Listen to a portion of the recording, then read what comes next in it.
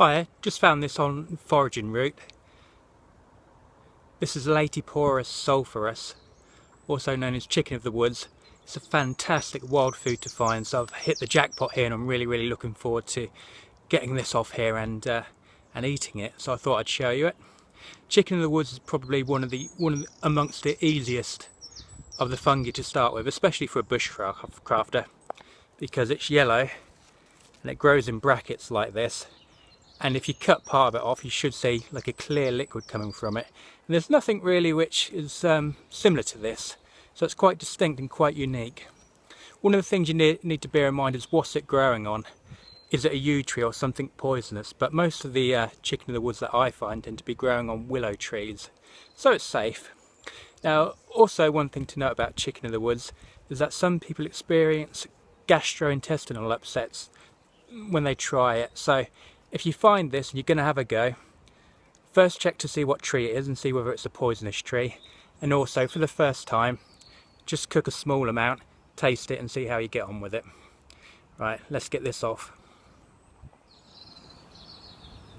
So it's really easy to remove it. You just need to pull it up and away. And it will come away in chunks like that. Need both hands to do this. And here's the whole bracket, all off in one. So let's go home and prep it up and cook it. So this is the chicken in the woods that I brought home, and I haven't taken everything off the tree. I've left some so that it can continue to spore and carry on with a natural life cycle. Whenever you're foraging, don't take everything if you find a resource, because you'll just denude the place. Just take enough, and then from there you can continue with the life cycle of the plant or the mushroom, and you won't destroy the ecosystem. So there was plenty more growing out. What I'm going to do is I'm going to cook some of this in a pasta to show you just a basic cooking technique, and also I'm going to freeze the rest, so this will probably last me a good few months in terms of food wise.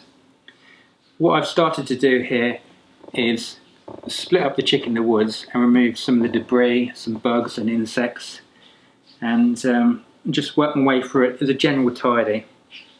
And then from then on, I've washed it down, then sliced it up thinly, ready for the frying pan. I'll show you a close up there if I can. Here we go.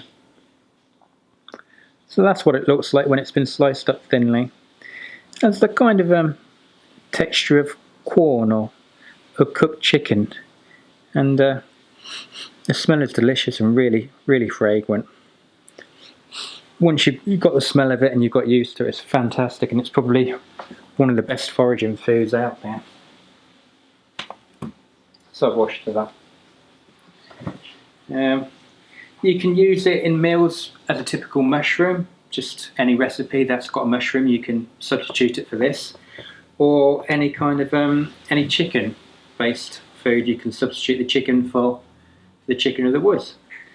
Let's get cooking then. What I've got in the pan is a bit of olive oil, which I'm heating up. I think it's already fairly hot, and then I'm going to add some butter to it to give it a bit more flavour. There we go. And get the chicken of the woods straight in there.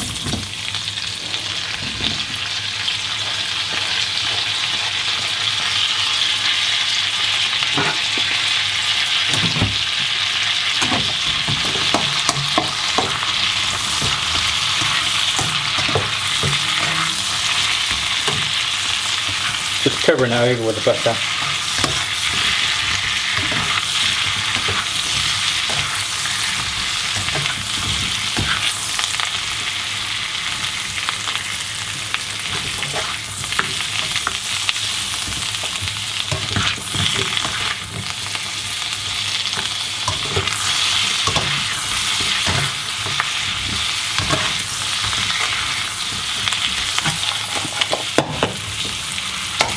Looks like it could do with some more oil. Just add a bit more olive oil.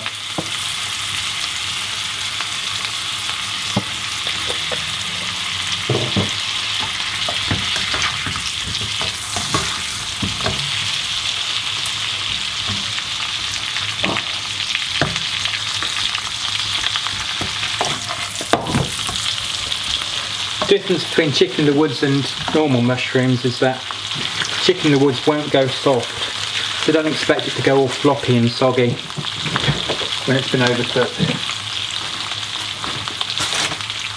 It'll just brown off and harden basically. So what I want is kind of a nice caramelised outside, and we'll let it cook for a bit. Wait for the outside to get caramelised. Chuck in some tomatoes to cook them off slightly, and then chuck a bit of garlic in there to finish it. Then to the side, I've already got my pasta pesto waiting.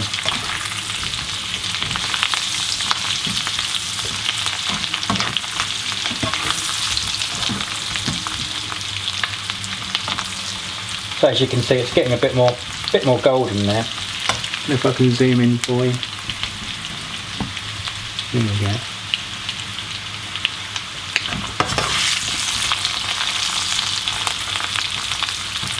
Lovely, it smells delicious, I can't wait to eat it. Now I'm having this amount because I've had it before and I've had it quite a number of times, so I know I'm not going to get any stomach upset. But if you're going to have a go for the first time, just probably have about a quarter of this and take it easy. And let someone else know what you're doing.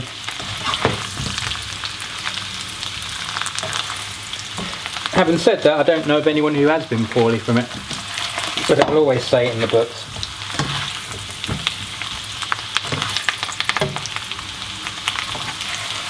Okay.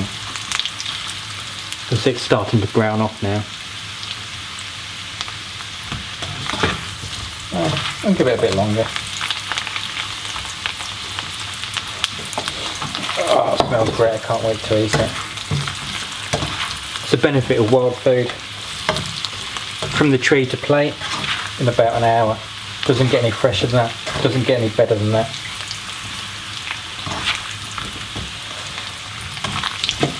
And what I find interesting is the British mentality towards wild food and foraging. Generally as a whole it seems strange and bizarre, or you have to be an absolute expert with a PhD to be able to do it. But that's simply not true. In other cultures, like strong foraging cultures, you just need a bit of experience and to know what you're doing. And once you start it, you build on your skills over time, you take bigger steps and you know, you work your way. Chicken in the woods is one of the easiest ones to ID. So in terms of being a bushcrafter or a forager, it's a great one to start on. You know, you're not going to get confused with very many things. It'll always grow on a tree. You just need to be mindful that it's not any of the poisonous trees like yew, for example. I find them on willow mainly. It's getting there, we're nearly there.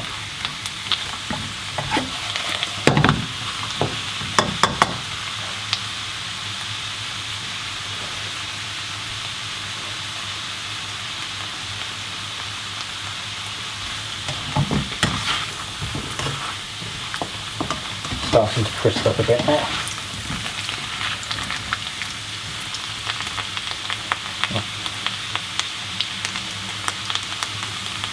Just take a bit out and have a look, see how far done we are. See, it's still firm.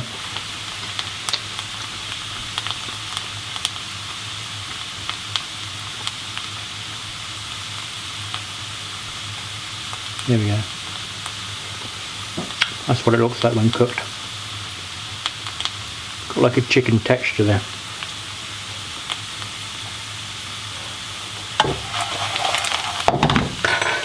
Nearly ready.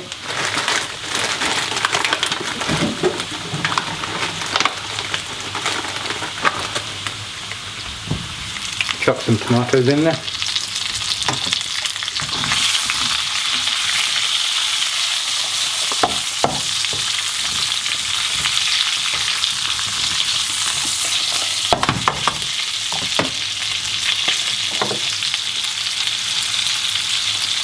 Bit of balsamic vinegar.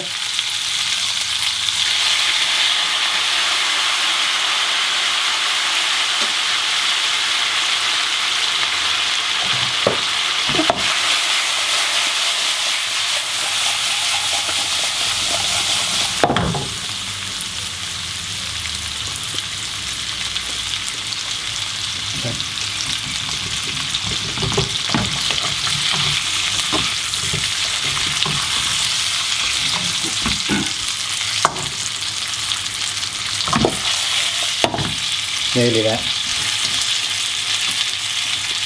Put the garlic in to end.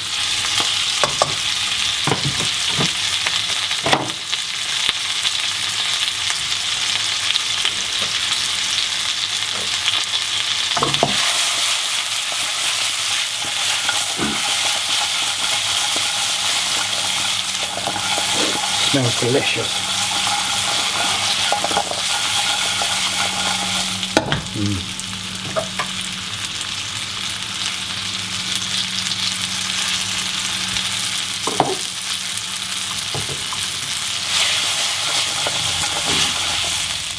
Then time to plate up.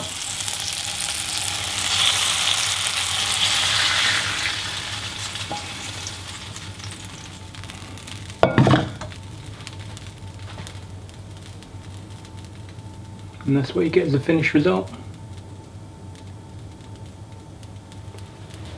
So what we've got is the chicken in the woods there. Tomatoes, pesto pasta, a bit of balsamic, bit of butter, bit of garlic as well. Delicious. So don't be afraid to go out there and try new things and learn how to forage, because the rewards are tenfold. Very, very good.